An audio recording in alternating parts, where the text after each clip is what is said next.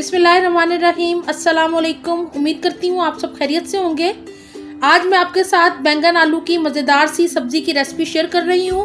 उम्मीद है आपको अच्छी लगेगी। वीडियो अच्छी लगे तो लाइक और शेयर करना बिल्कुल ना भूलिएगा। और जिन बहन भाइयों ने अभी तक मेरे चैनल को सब्सक्राइब नहीं किया है तो वो बिल्कुल फ्री है, आप इसको ज़रूर कर लीजिए।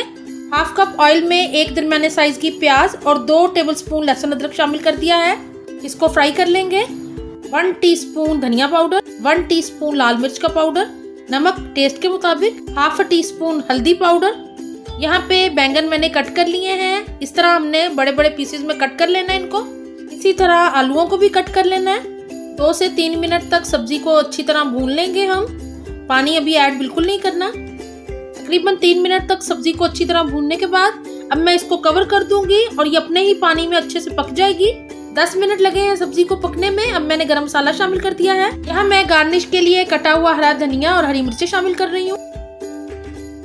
बहुत ही मजेदार से आलू बैंगन मैंने बॉइल्ड राइस के साथ सर्व किए हैं। रोटी के साथ भी बहुत मजे के लगते हैं। मुझे दुआओं में याद रखा करें। अपना बहुत ख्याल रखें। अल्लाह हाफिज।